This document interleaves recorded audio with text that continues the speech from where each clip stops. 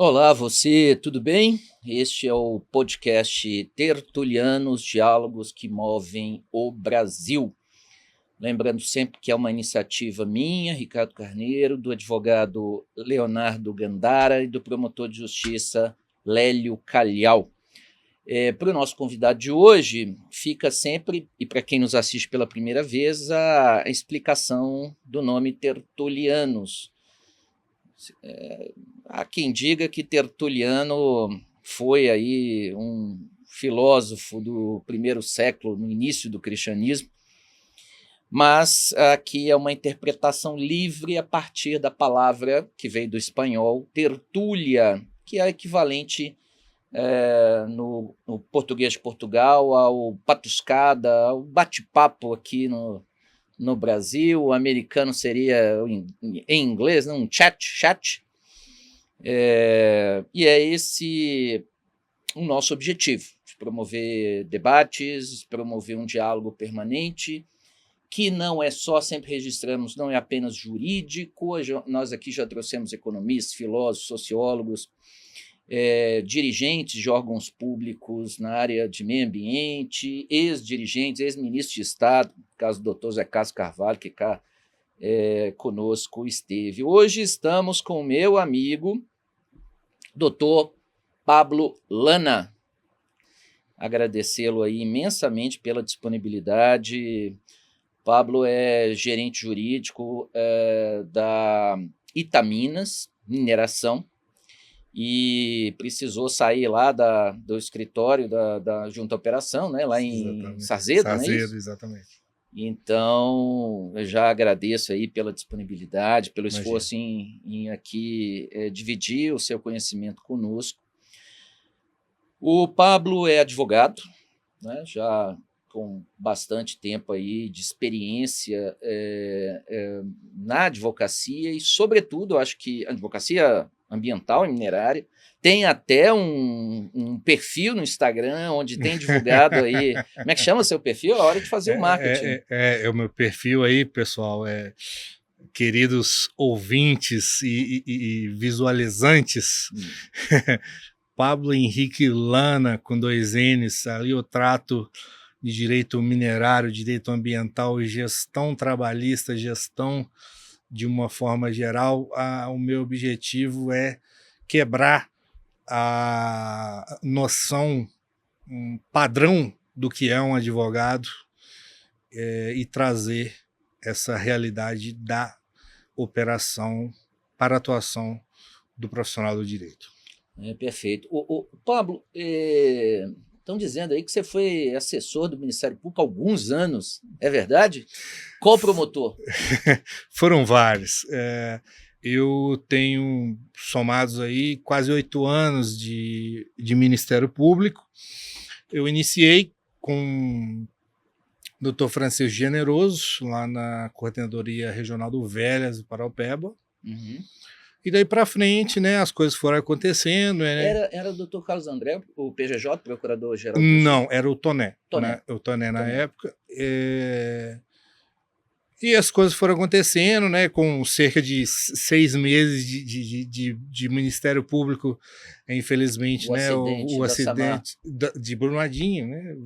Brumadinho, é verdade, é verdade. Então, assim, eu posso dizer 2019. Exatamente, eu posso dizer que eu fui moldado no fogo severo, né? Foi abduzido por essa nave que passou deixando rastro aqui. Exatamente, né? Então, assim, e o Ministério Público se dividiu, né, quando do acontecimento do acidente, e eu fiquei aí responsável tanto pelo dia a dia do meio ambiente, né, enquanto estrutura de apoio do Ministério Público, e também designado para a vertente criminal da Força Tarefa de Brumadinho. Então, no CAOMA estava a doutora Andressa Lanchotti. Exatamente. Doutora Gisele no Patrimônio Cultural, exato. Me lembro bem. Isso. E aí eu fiquei, juntamente com a doutora Paula, doutor William, e outros promotores, né? Doutora Luciana Imaculada, parte de fauna, né? Na parte da fauna. Sim, uma série de outros promotores que eu trabalhei bem de perto e o Torosana. Osana. O resultado foi, né, essa denúncia, eu brinco sempre, né, que eu como assessor do Ministério Público, eu fiz uma denúncia na minha vida, e foi a de Brumadinho. Então, Como é que ficou? Porque tinha a questão da prevenção da 12ª Vara Federal, não era isso? Isso, Na verdade, inicialmente, nós ajuizamos, né, distribuímos, oferecemos, né, a denúncia em Brumadinho. Para lembrar, a denúncia é o quê? É você ligar para o 0800 da... O que é a denúncia no processo criminal? No caso, em concreto, a denúncia significou 1 ano de trabalho de 12 horas por dia, mais ou menos. Eu me lembro que assuntos...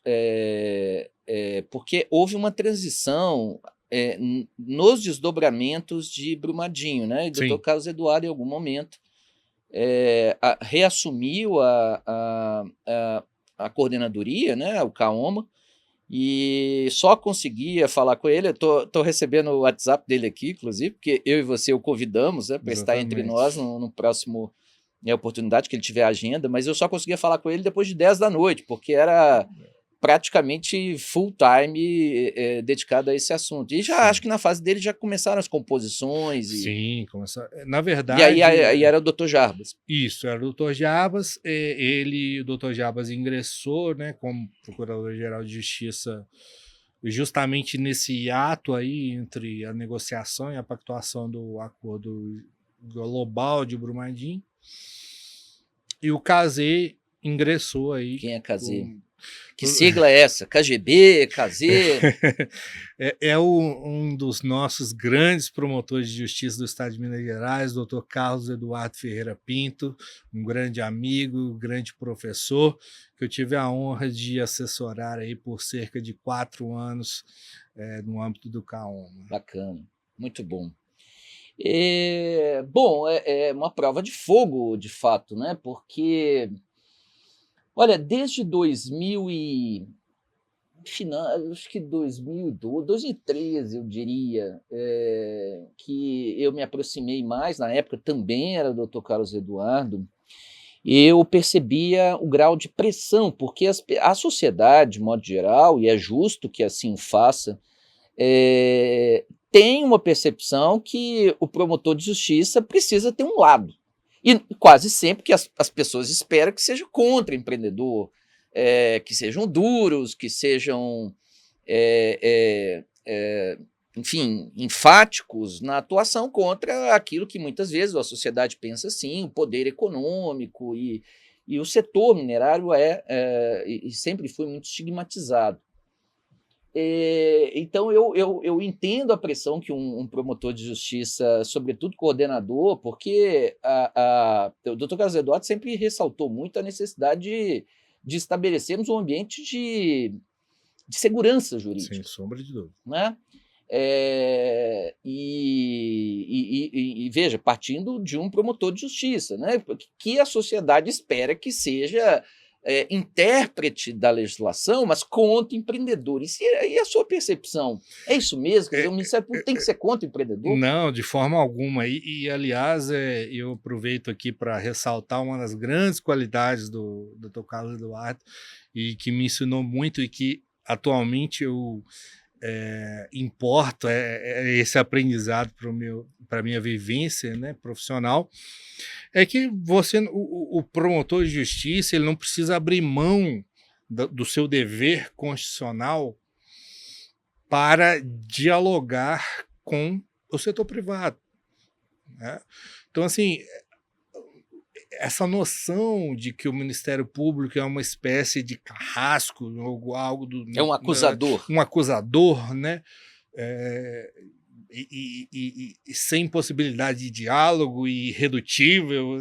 O Dr. Carlos Eduardo veio e mostrou que isso não é a realidade. Uma vez ele me relatou, confidenciou, que recebeu questionamentos diversos por participar de eventos a convite da FIENG, a convite do IBRAM, dos sindicatos da FIENG, e esse é o papel do Ministério Público, né?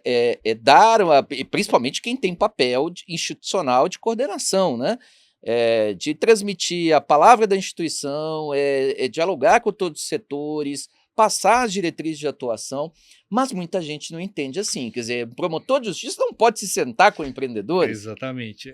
Infelizmente, essa é uma noção que sim pauta essa relação entre poder público e empreendedores, mas não condiz com a realidade assim, de alguém que quer efetivamente solucionar problemas e evoluir na proteção do meio ambiente no âmbito do Estado de Minas Gerais. Então, a participação de quem quer que seja do Ministério Público, aqui nós estamos falando do Dr. Carlos Eduardo, mas a participação dele em qualquer foro que seja uma audiência pública convocada por deputados da Assembleia, seja um evento do IBRAM, algo nesse sentido. Ou seja, um evento da terceiro setor, sim, de ONGs ambientalistas. De ONGs, claro, nós participamos, né, de eventos que envolveram catadores de materiais recicláveis, etc.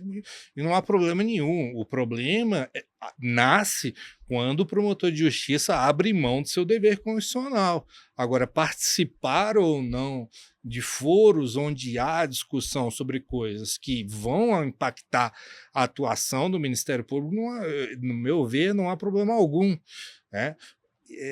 É importante, e isso eu levo de uma forma geral para a minha vida, é importante que e aqui eu falo como gestor que sou atualmente, não há problema algum, pelo contrário, há um benefício de que essa relação entre poder público e o privado dialoguem de uma forma direta, de uma forma honesta, de uma forma legal, de uma forma que preserve, né, os interesses e atribuições constitucionais do Ministério Público. Uhum.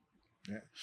Então não há problema algum em participar, a questão é o que você está disposto a fazer em relação a isso. Né? E nós não tenho, nessa minha trajetória no Ministério Público, nunca vivenciei nada que desabonasse a atuação de qualquer promotor de justiça, procurador de justiça. O Ministério Público é uma instituição que goza de bastante prestígio e credibilidade na sociedade brasileira, né?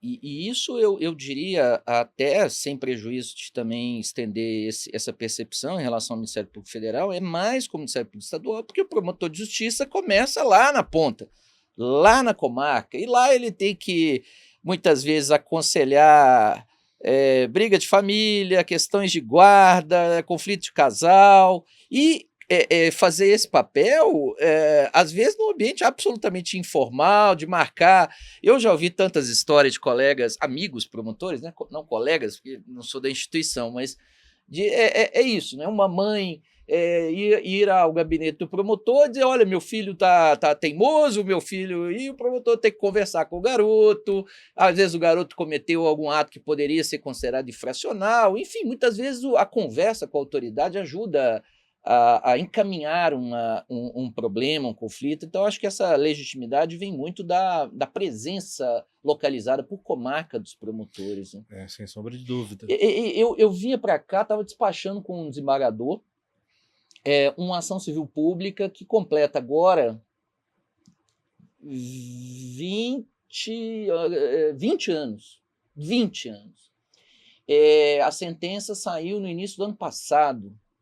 E chega agora em grau de apelação ao Tribunal de Justiça, discutindo o abastecimento de água a uma comunidade na região de Grão-Mogol, usina de Irapé, e uma travessia, obras ou serviços que foram executados em 2008. Esse assunto agora chega a julgamento. de apelação. E a lei, né, Pablo, você pode dizer qual, inclusive, convida o Ministério Público, como principal legitimado, né, da tal ação civil pública, a promover a composição desse interesse. Sem Né? sombra de dúvida. E isso é uma marca fundante da gestão do Dr. Carlos Eduardo, também do Dr. Jarbas, justamente de investir nessa autocomposição. O Ministério Público, sim, ele tem um papel muito fundamental, porque tanto a sociedade quanto os empreendedores, eles buscam, seja do Ministério Público, seja da SEMAD, da FEAM, o que quer que seja, né, eu estou falando aqui do que me cabe, né, que é o direito ambiental e minerário, mas buscam segurança jurídica. Isso aí é algo absolutamente, hoje, dentro de uma mineradora, eu vejo a importância disso. Então, assim, é preciso que os promotores de justiça, os órgãos de controle, enxerguem as questões numa perspectiva não tão reativa, mas uma visão dos problemas que efetivamente solucione as questões. O diálogo é fundamental nesses aspectos. E o Ministério Público ele é fundamental, porque você veja bem, você como empreendedor vai iniciar um licenciamento ambiental. Se há dúvida quanto ao que o Ministério Público, ou a SEMAD, ou a FEAM vai dizer sobre o seu empreendimento, é absolutamente fundamental para que ele possa prosseguir. E eu, enquanto advogado interno, eu busco justamente isso. Todas as pessoas que vão até o meu escritório, eles buscam uma única coisa: segurança. Porque se ele não precisasse disso, ele não ia na minha sala, não me procuraria. Não precisava de gerente. Não precisava de mim. Eles buscam segurança. Eu sempre disse que delegado, promotor, juiz e dentista tem medo. Mas o que é interessante, acho que em Minas Gerais, é a capacitação dos promotores. Eu sei que isso foi feito, inclusive, com absorção de conhecimento técnico, né, contratado, com instrução de estabelecer um ambiente favorável ao diálogo, né? Aquelas brincadeiras no momento certo para distensionar. Quando alguém começa a reclamar, eu já participei de tantas, né? Alguém começa, um empresário vai começar a reclamar do Ministério Público, mas eu vou ficar, aqui, vamos tomar um café, vamos fazer um lanche. E aí eu lembro da iniciativa, que também fez parte da gestão, né, subsequente a quando você iniciou, que é do Compor. Sim. Centro de Autocomposição, Mediação, Sim, sim. Eu nunca guardo exatamente. O Compor, ele inaugurou, né, não só uma frente de solução autocompositiva de problemas apresentados ao Ministério Público, mas também preservou a autonomia dos promotores naturais e trouxe uma nova forma de abordagem quanto a essa autocomposição. Então, o Compor ele tem um procedimento dele que é próprio. Existe uma série de regras, né, de diretrizes que direcionam e encaminham a atuação do Compor, né, de forma... É verdade que o Compor chega a 94%, 96% de composição nos casos que assume? Sem sombra de dúvida. E isso se dá pela forma como o diálogo é construído. Doutora Daniele Arlê. É uma promotora de justiça de ponta, uma mulher admirável, né? Uma gentileza incomum. Uma educação, uma capacidade de lidar com os problemas de forma ímpar, né? Então, assim, qual que é a grande questão que a gente se depara, né? O Ministério Público, a eles são apresentados problemas diversos e severos. E tanto a sociedade quanto o empreendedor, ou quem quer que seja, espera do Ministério Público um retorno que dê segurança, seja para atividade econômica, seja para atividade cultural, seja para atividade, enfim, o que quer que seja. O Ministério Público tem esse dever de apaziguar, né, de trazer conforto para as relações jurídicas.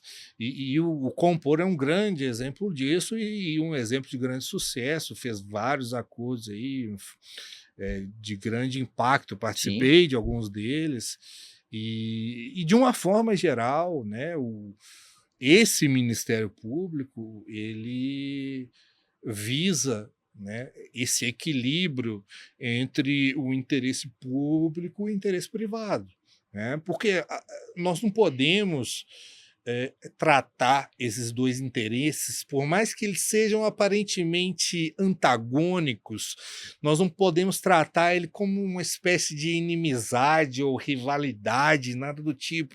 São simplesmente visões diferentes sobre o mesmo tema. Sim.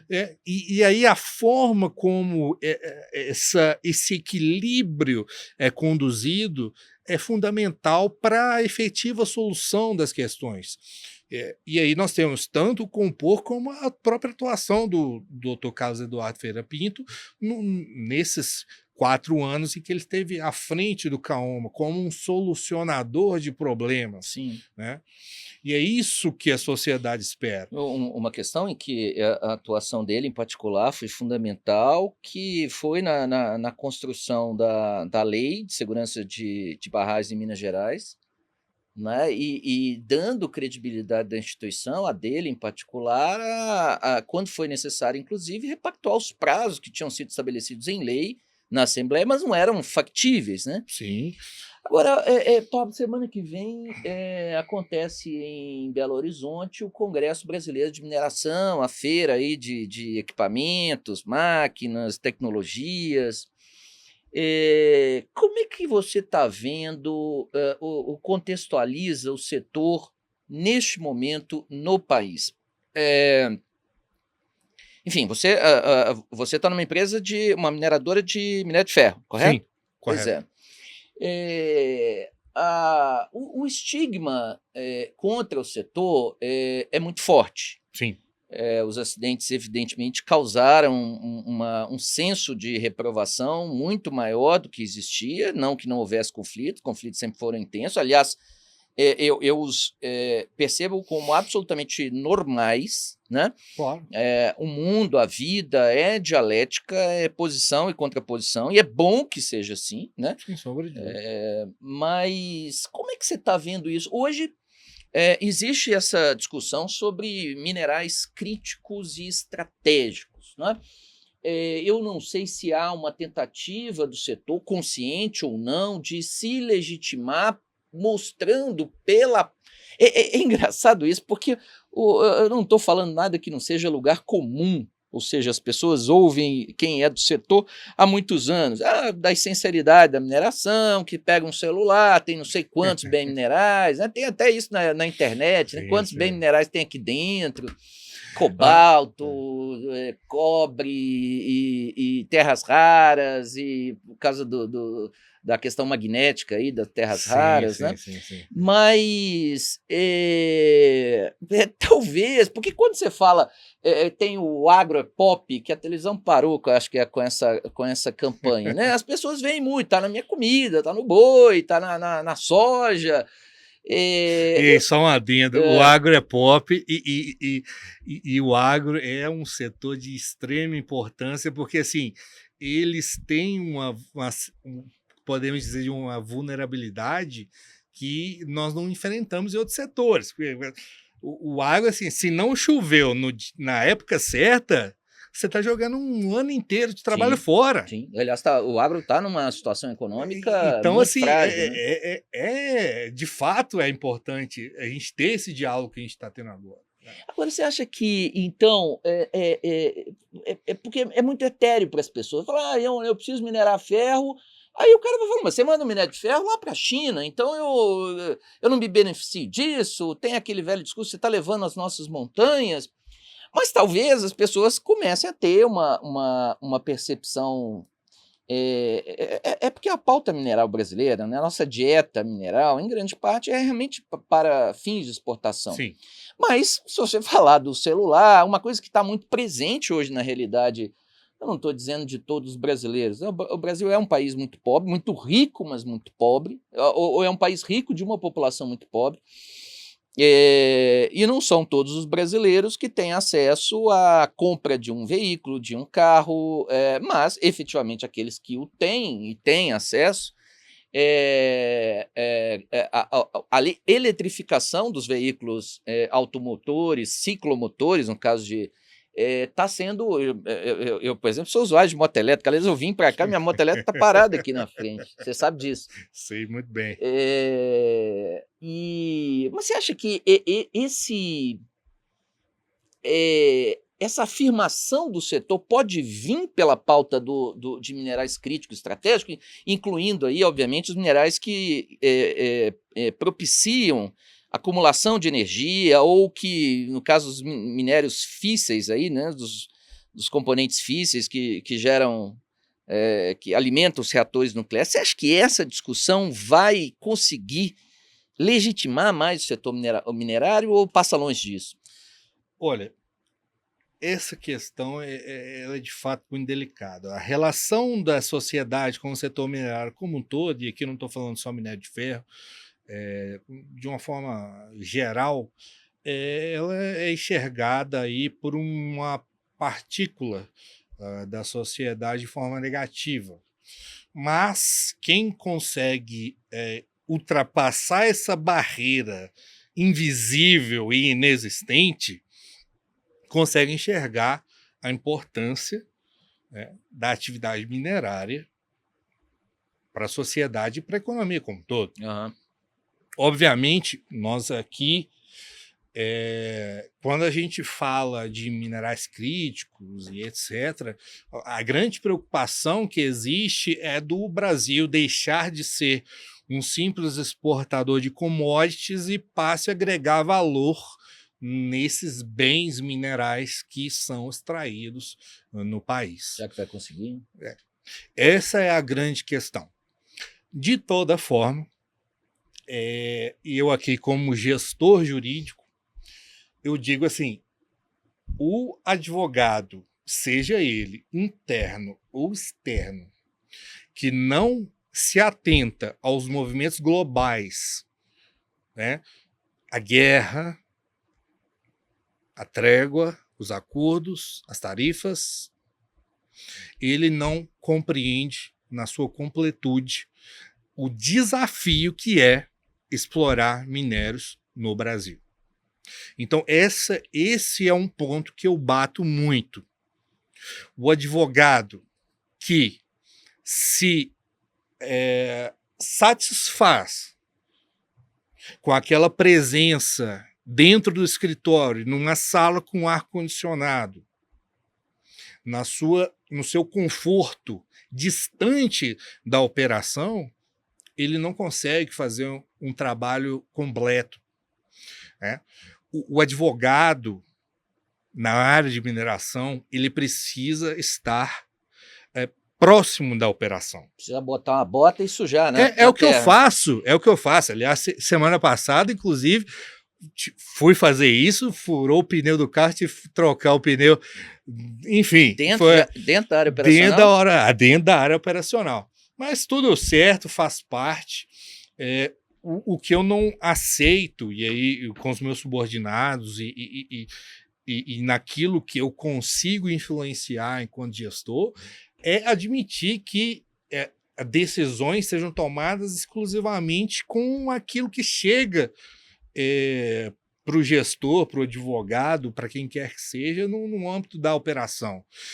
É preciso sentir as dores dos setores, né? Então, dentro de uma mineradora, você precisa sentir a dor do cara que responsável pelos contratos, ou seja, você precisa responder a ele, devolver os contratos revisados e atentos às necessidades da companhia com a maior brevidade possível.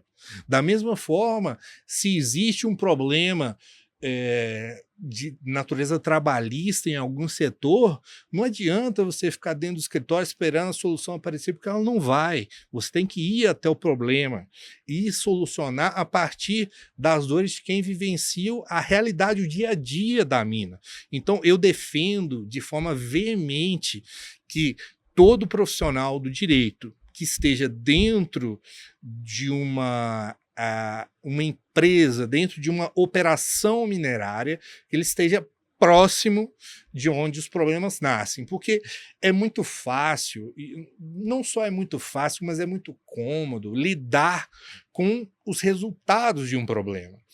Agora, participar da construção daquilo, é aí que existe a grande diferença, porque chegar um problema para você, assim, olha, nós estamos com problema, sei lá, tivemos um problema no transporte de minério via navio para chegar na China, etc, etc.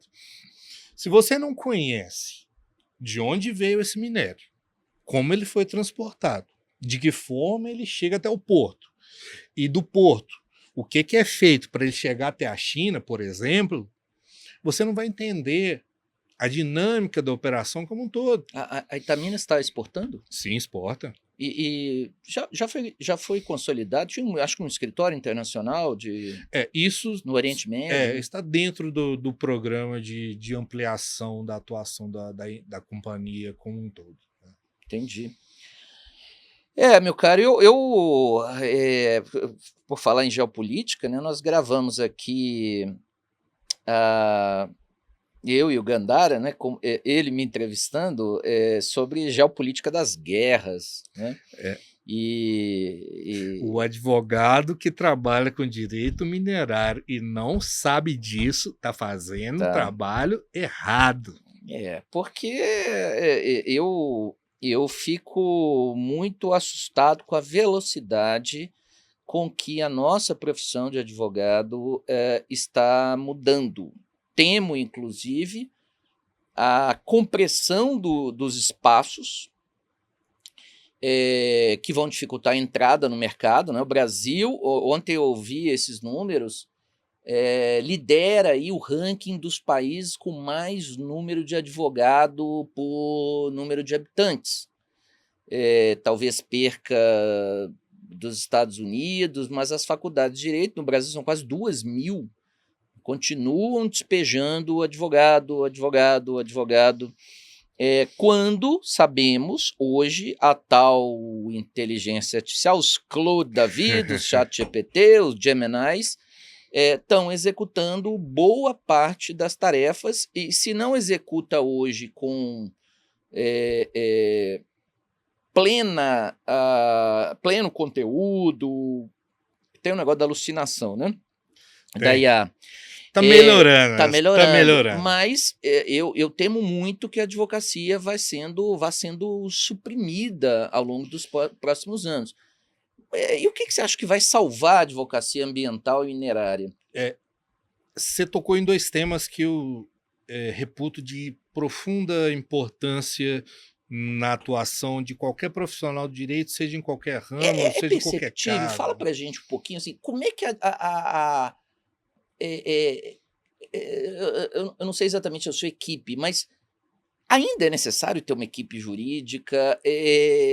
Ainda é necessário contratar escritório ou daqui a pouco nem isso? Não.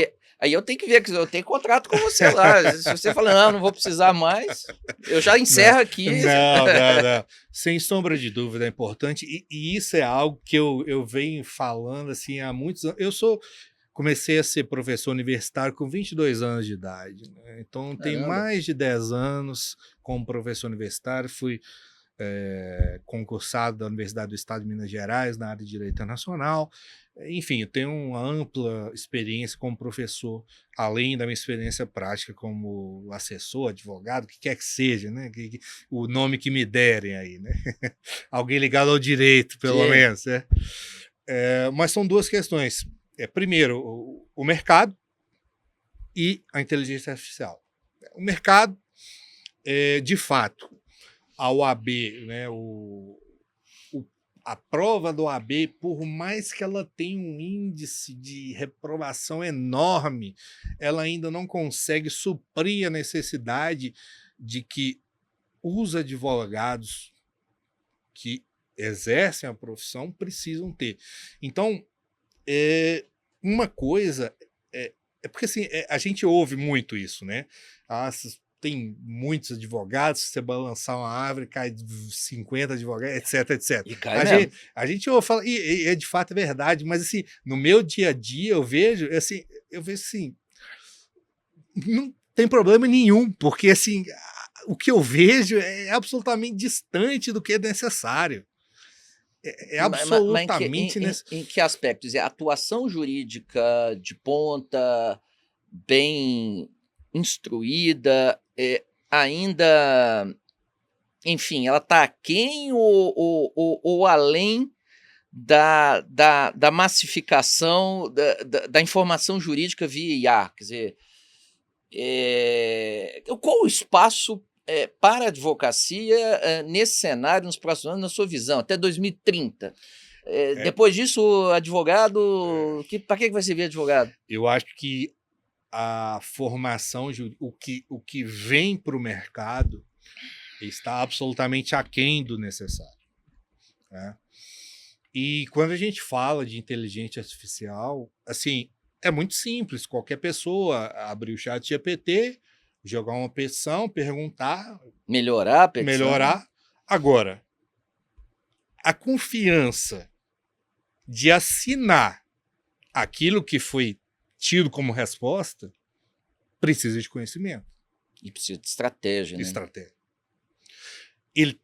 A inteligência artificial, ela te traz uma resposta.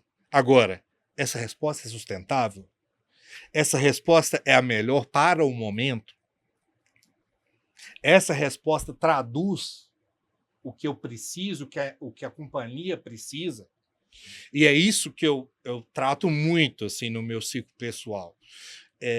A inteligência artificial é um instrumento fantástico para auxiliar o profissional do direito. Uhum. A questão é saber como utilizá-la. E aí, aqui um pouco fugindo, né, do nosso tema aqui, mas assim, é imprescindível, e aqui fica uma dica para os advogados que lidam com inteligência artificial no dia a dia, a gente precisa enxergar esses instrumentos como uma espécie de... Eu brinco que o meu ChatGPT é o meu funcionário que não cobra nada, trabalha 24 horas por dia. Cobrar até ele cobra. Cobra baratinho. Baratinho. Cobra baratinho. 100 e pouco. Cobra baratinho. A questão é a seguinte, para você, primeiro, é absolutamente... O que acontece? As pessoas, às vezes, elas pegam uma necessidade. Vamos pegar um advogado que precisa fazer uma contestação, por exemplo.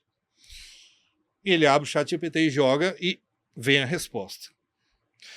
Se esse operador não treinou a inteligência artificial para a realidade dele, a resposta não vai ser adequada. E aí não adianta vir culpar a inteligência artificial, o programa, a ferramenta, porque assim não vai funcionar. É indispensável que o operador do direito treine a sua inteligência artificial, para que ele entenda como eu escrevo, como eu penso, quais são as necessidades do meu trabalho, quais são as vulnerabilidades do meu trabalho e o que eu quero atingir. Se a inteligência, a sua, isso é pessoal, não adianta, tá? Não adianta querer compartilhar, é pessoal. Cada login dentro da inteligência artificial, seja qual for, nós usamos várias, todos nós usamos várias, mas ela precisa ser treinada para ser uma segunda versão de você mesmo, para que ela escreva como você, para que ela pense como você, e aí a gente tem um ganho de produtividade, né? Nós não vamos, a inteligência artificial não vai substituir o advogado, não vai. Pode até substituir aquele advogado meia boca, aquele advogado pouco preparado, né?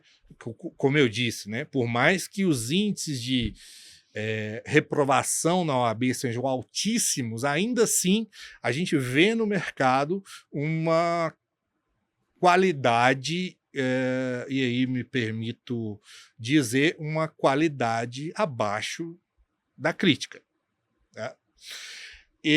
E achar que a inteligência artificial, da forma como ela está, no seu estado bruto, vai trazer alguma solução para o seu dia a dia é algo ilusório.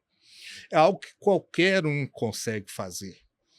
Agora, treinar a inteligência artificial para pensar como você, escrever como você, agir como você, dar prioridade às coisas que têm prioridade, vulnerabilidades, aí sim. E outra coisa, você tem conhecimento suficiente para assinar a resposta da inteligência artificial? Essa é uma grande questão. Quase coragem. Pablo, vamos ficar um pouquinho na legislação ambiental, que muitas vezes as pessoas não têm capacidade crítica, né?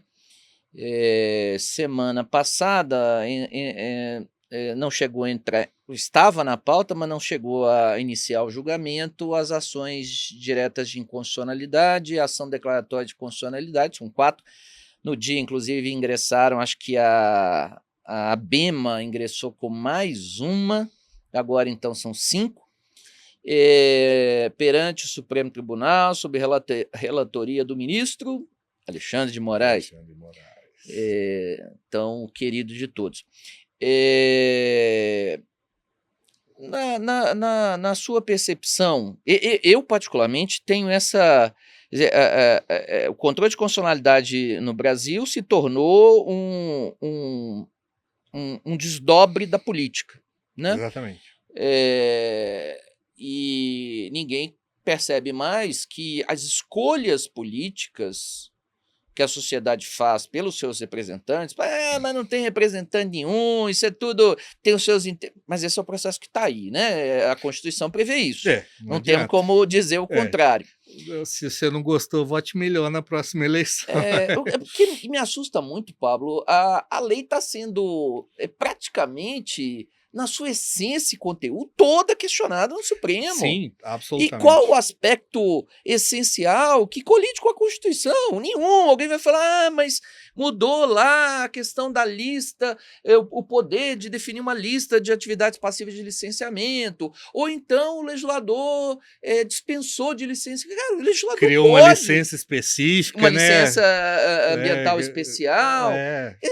O legislador não pode. Qual a regra constitucional que impediria de dispensar, imunizar uma atividade de licenciamento ambiental? Isso não é uma Constituição, é uma questão de conveniência. Pode dizer, mas eu, Ricardo, não concordo, isso eu acho um absurdo, como dizem aí alguns... enfim, para mim são quase artistas, né? O PL da destruição, a lei da destruição, mas enfim, quem molda isso é o legislador, não pode ser uma Suprema Corte. Como é que você está vendo? E a lei é boa, Pablo? Olha, eu vi que você fez vários posts sobre a lei geral. Fiz, eu tenho um e-book específico sobre isso. É verdade. E onde que está o e-book? O e-book está disponível no meu site. Tá no tem site também? Tem Qual que é o site site? Também. pablolana.com.br. Caramba. Eu tenho, assim, a minha vivência pessoal com a atividade minerária na prática, ela me fez despertar por uma série de outras coisas. Então eu estou produzindo muito, assim, eu tenho e-books sobre multas ambientais, sobre o licenciamento ambiental, sobre direito minerário, e são coisas... Já estão divulgados? Ainda não, são coisas que eu estou trabalhando ainda, mas voltando aqui para a lei geral do licenciamento, assim, eu acho que assim, a discussão ela tem que ser anterior ao questionamento de se é bom ou ruim. A lei geral do licenciamento ambiental, ela tem, dentre as várias funções e vários objetivos, ela tem um grande objetivo e é algo que é profundamente importante para o setor produtivo, é absolutamente indispensável. Todo empreendedor, todo advogado, todo gestor precisa de uma coisa que se chama segurança jurídica. Essa é o grande trunfo, na minha opinião, dessa lei geral do licenciamento. Quando o Congresso avança nesse sentido, depois de 17 anos, vem vários partidos políticos, acho que é mais grave, né? Porque você transforma o judiciário numa espécie de casa revisora dos dois do legislativo, né? Através dos seus dois estrutura bicameral. Mas quando o legislador dá um pouco de segurança, o que fazem? Levam para o Supremo. Sim. Uma total insegurança que isso instaura. Total insegurança. Por exemplo, o doutor Edson Rezende, ex-promotor de justiça, que você conhece bastante na área eleitoral, foi presidente da FIANC, esteve na condição de presidente e manifestou a dificuldade de editar, publicar o decreto que vai adaptar a legislação estadual, o regulamento da lei ambiental do Estado, porque não sabe o que o Supremo vai fazer com a lei. Assim, e eu vejo isso como um problema, não só com relação aos empreendedores brasileiros, mas também porque, naturalmente, quando a gente está tratando de commodities de uma forma geral, a gente está trabalhando com capital estrangeiro também, né? E para o capital estrangeiro aportar qualquer tipo de vantagem, dinheiro, esforço, qualquer coisa que seja, ele busca nas empresas brasileiras segurança jurídica. É verdade. E é difícil dar segurança jurídica para esses agentes. É uma tarefa muito difícil. Imagino a dificuldade de nós, advogados. A Itaminas, ao menos nesse aspecto, os acionistas são brasileiros. Sim. Mas se fossem estrangeiros, e tem sido cada vez mais frequente a participação do capital chinês, e o chinês pode falar qualquer coisa, menos entender a nossa língua facilmente e entender a nossa cultura. Então é muito difícil traduzir para um investidor estrangeiro as dificuldades com a legislação trabalhista, essa bagunça que está na transição tributária. Aliás, fizemos um podcast já publicado aqui sobre reforma tributária e mineração. E a legislação ambiental, né, que virou uma grande maluquice, sobretudo com a intromissão sempre frequente de juízes que bloqueiam atividades, enfim. O empreendedor brasileiro, de uma forma geral, e aqui eu posso falar com propriedade em relação ao setor minerário, ele vive uma constante insegurança, né? Ele precisa estar em contato, por mais que ele não tenha ingerência, obviamente, que um empreendedor não tem ingerência no Ministério Público, não tem ingerência na SEMAG, não tem ingerência na FEA, obviamente, na ANM. Aqui não estou questionando isso. Cada um desses atores atuam de forma absolutamente independente e da forma como acharem melhor dentro da legalidade. Ocorre que o empreendedor ele precisa estar ligado a esses atores para dentro dessa regra geral, que é essa insegurança, né? Que é essa possibilidade de um agente ou outro ajuizar uma ação e você está de frente a uma liminar que traz aí, vira a sua produção, o seu processo produtivo do avesso, né? Isso é uma dificuldade muito grande que existe, né? E com relação ao capital estrangeiro, também da mesma forma, né? Porque veja bem, pense você vai investir numa empresa brasileira, em capital brasileiro, sócios brasileiros, etc, etc, etc. O que você quer? O que te preocupa em colocar dinheiro naquela operação? A segurança é o principal fator. Porque conhecer a empresa, isso é algo simples, né? Due diligence de empresa é algo corriqueiro. Mas é o que vai acontecer para frente. É o que vai acontecer para frente. Pode vir uma ação do Ministério Público? Não sei. Né? Então, assim, são coisas que geram preocupações e movimentam o setor de uma forma geral. Qual a sua visão sobre a relação do setor de mineração com comunidades? Hoje se fala muito da licença social. Licença social para operar, né? Quer dizer, eu vejo muito no setor falando-se em território, né? Tudo é território, enfim, ocupação do território, comunidades no território. Isso é um conceito até que não talvez não tenha muito tecnicismo, mas tem sido exatamente essa tônica. Tivemos aqui, há 2 eventos atrás, um sociólogo falando sobre consulta livre prévia informada, Convenção 69 da OIT, relação de empreendedores de comunidades quilombolas, tradicionais, comunidades indígenas. A importância do tema de comunicação, de legitimação social nos empreendimentos minerários. Você acha que o empreendedor está disposto a isso? O empreendedor já compreendeu que não tem como...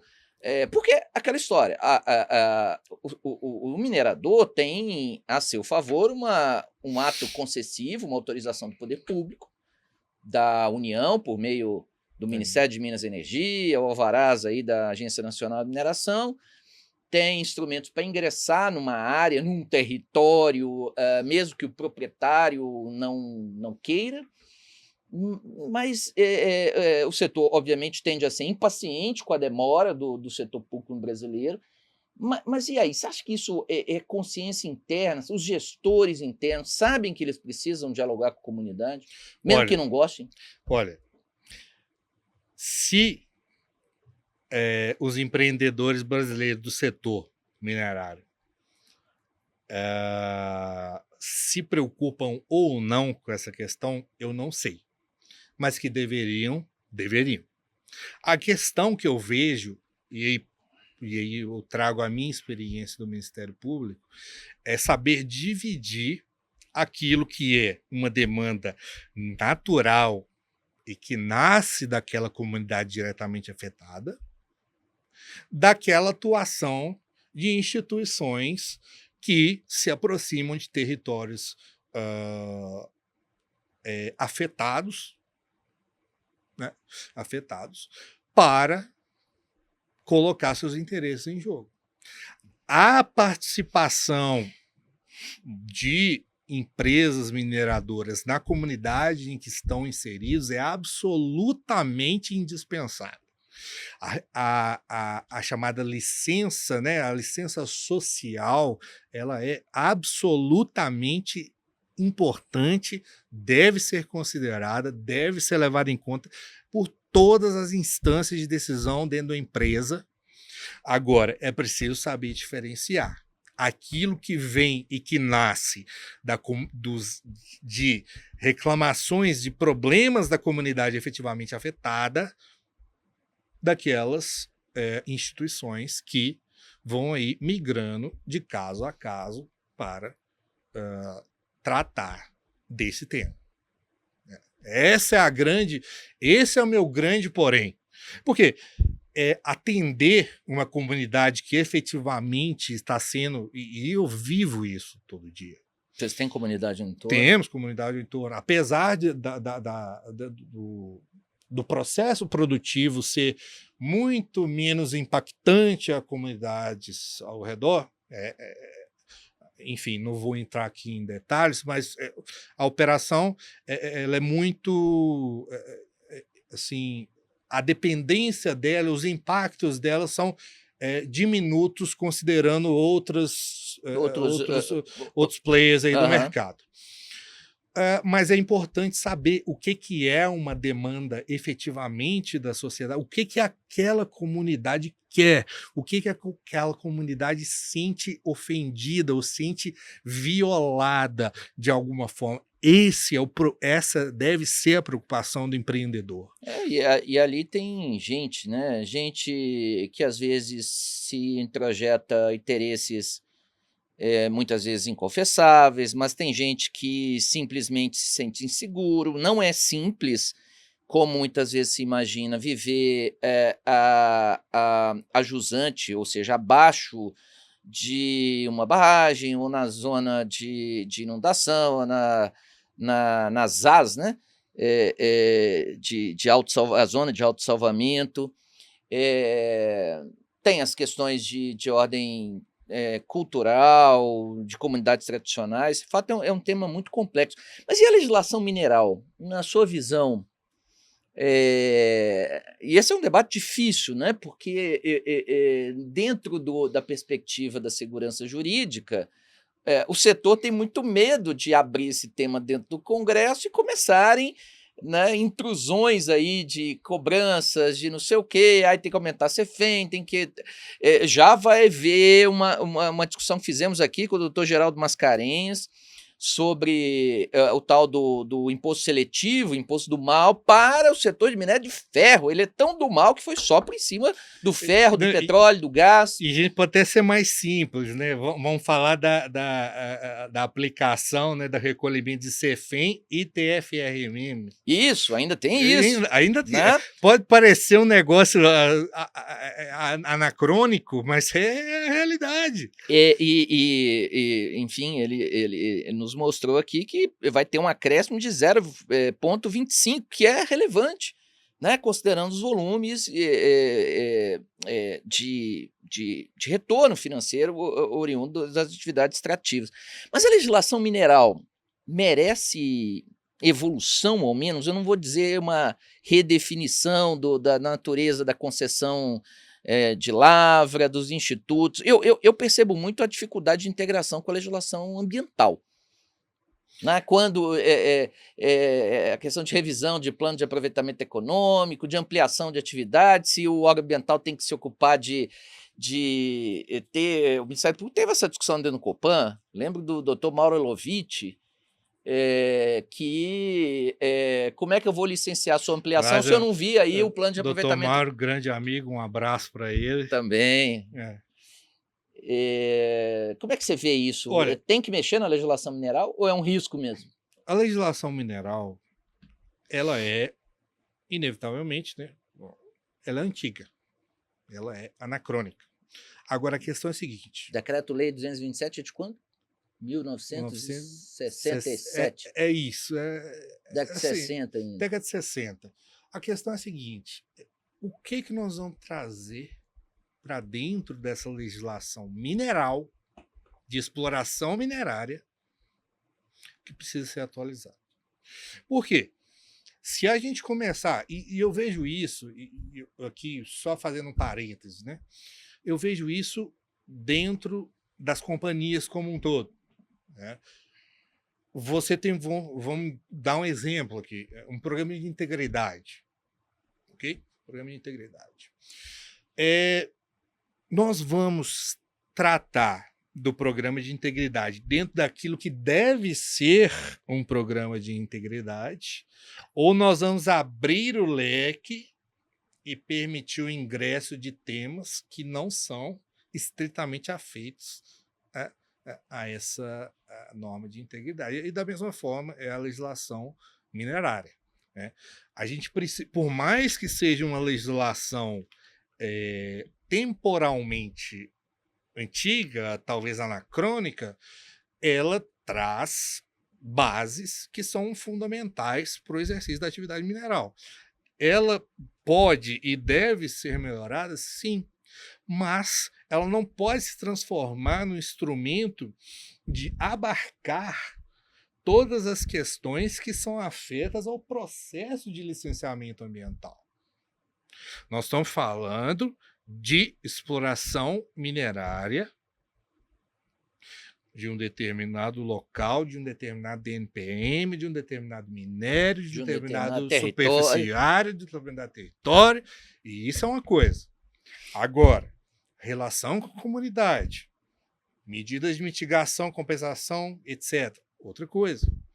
Então, assim, a legislação minerária pode e deve se aperfeiçoar, modernizar, mas ela não pode dar espaço para que esses fatores ingressem no seu conteúdo. Essa é a minha opinião. Então, você acha que não é papel... eu tenho dúvidas sobre esse tema, assim, eu não tenho opinião formada, melhor dizer, não é papel da legislação mineral contemplar regras integrativas, quer dizer, esse papel pode ser bem exercido pela legislação ambiental? Sem sombra de dúvida. A legislação ambiental, e aí nós temos a Lei Complementar 140, que permite aí os estados, municípios, terem suas, dentro, né, das regras, né, evidentemente, né, trazer as suas peculiaridades, etc. Então, eu acho que a legislação minerária em si, ela deve se ater à atividade minerária, e essas questões adjacentes, que são, obviamente, eu não estou aqui negando essa realidade, são adjacentes, mas são absolutamente importantes e necessárias. Relação com a comunidade, impactos, medidas mitigatórias, medidas compensatórias, tudo isso é absolutamente relevante e deve ser considerado pelo empreendedor, mas não dentro da legislação minerária. Uhum. Né? Muito bem, nós já estamos no nosso cronômetro zerando ali. O Pablo, enfim, nós estamos aí já dentro de um período eleitoral. Sim. Há muitos investidores... Bom, eu prometi de não introduzir questões políticas para não te causar qualquer tipo de constrangimento. Então, falo eu... Vamos ver se eu sou ensaboado o suficiente. Exatamente. Eu estou muito desanimado com o quadro político, econômico e social do Brasil, né? Quem fala sobre isso, parece que esses negocinhos aqui ouvem, né? E acho que ouvem mesmo. Se não bastasse isso, qualquer tipo de notícia que você se atém mais tempo visualizando passa a ser foco aí de algoritmos. Mas é inegável que o Brasil está vivendo por critérios que não vou aqui atribuir a um partido, nem a L, nem a B, mas, enfim, por descontrole total, ou por inexistir uma regra fiscal clara, o Brasil está vivendo, e junto com a política de juros, né? Sim. Porque precisa financiar essa gastança com o mercado financeiro desconfia. Ontem mesmo houve rebaixamento da nota de crédito do Brasil por agências de rating internacional. O investidor que está com o dinheiro no bolso, quer investir, ele recua. Ele quer 3, 4 vezes o dinheiro Exatamente. dele, porque senão ele deixa na conta. Curioso é um determinado partido político dizer que tem que acabar com o rentismo, mas o próprio partido, dentro de seus quadros, indicou alguém que foi sabatinado e aprovado, que pratica uma taxa de juros de 15%, a taxa Selic, né? A taxa básica de juros. Mas nós estamos assistindo uma quebradeira, e talvez agora a novidade é que pequenas e médias empresas, médias, estão entrando em recuperação judicial. E esse é um grande problema. Por quê? O grande, ele sabe fazer de um jeito ou de outro. Se a Selic está baixa, se a Selic está alta, o cara que é investidor profissional, ele sabe trabalhar nos dois cenários. Não é problema nenhum para ele. Agora, a massa, o que move esse país, que são os microempreendedores, pequenos e microempreendedores, esses sim estão sofrendo. Porque o cara que tem grana para investir ou para deixar no banco rendendo, ele não está nem aí. Você acha que o Congresso Nacional terá sensibilidade? Porque agora começa uma nova legislatura com a recomposição não sei que nível, né, de reposição de deputados e senadores. Você acha que o Congresso tem sensibilidade e compreende a importância do setor? Do setor minerário? Setor minerário, lembrando que tem aí a Política Nacional de Minérios Críticos É uma e iniciativa Estratégia. que estou acompanhando, inclusive a ANM abriu recentemente uma consulta pública, estou participando, faço questão de... Pode não me ouvir, jogar minha manifestação no lixo, não importa. Mas é seu direito mas de cidadania. eu vou falar. E eu vou falar. Mas, assim, eu não vejo a política brasileira atual com o olhar que deveria ter para o setor minerário, porque é muito mais relevante do que parece ser. Porque dizer assim, vou cortar incentivos, vou cortar benefícios, etc, etc, é muito simples. Agora, qual que é a importância do setor minerário para a economia como um todo? Eu acho que ainda não se tem, de forma palpável, uma noção geral dessa importância. Eu não enxergo no cenário político essa dimensão de preocupação. Eu acho que não há essa percepção, nem, pelo menos com a atual legislatura. O Brasil tem isso, né? As legislaturas vão se sucedendo e parece que fica... Não tem uma repórter de comentarista econômica aí de uma certa grande rede de televisão que falou: não, tá tudo bem, isso é só uma sensação quando você vai aos supermercados, os preços estão caindo. Você vai, R$100, você compra uma pasta de dente e um pacote de arroz. Mas é só uma sensação, tá tudo bem, tá tudo né? ótimo, Essa sensação que o nosso dinheiro não tá dando mais, mas eu acho que nem o agronegócio... Olha, o campo representa aí acho que 25% do PIB brasileiro, ou da pauta de exportações, não me recordo bem. A mineração é muito menor, mas da mesma forma, né? Na época do primeiro governo desse atual, aqui atual, reatual, futuro atual, presidente da República, falava do boom das commodities, né? E nós estamos enfrentando um outro boom. Você falou de geopolítica. E o Brasil é um ator importante geopoliticamente, a geopolítica dos recursos naturais, né? Então eu tenho muito medo do que vai acontecer no ano que vem, viu? E acho que nós vamos viver uma recessão muito forte. Também acho. É porque é muito simples, é muito cômodo dizer assim, o Brasil tem que parar de exportar commodities e agregar valor. Gente, tudo bem, ok, no mundo ideal, eu sei, está correto, mas a realidade é diferente. Gente. Uma vez eu participei de um debate sobre zoneamento ecológico e econômico da APASul, foi no CREA, aqui em Belo Horizonte, e alguém fez o seguinte comentário: olha, quanto vale uma tonelada de minério de ferro? $100? Pois é, o russo, por acaso, naquele debate foi o russo, porque o programa FX da Força Aérea Brasileira, que só está de ladeira abaixo, né? Mesmo com a compra do Gripen, o dos Gripen, né, da Suécia.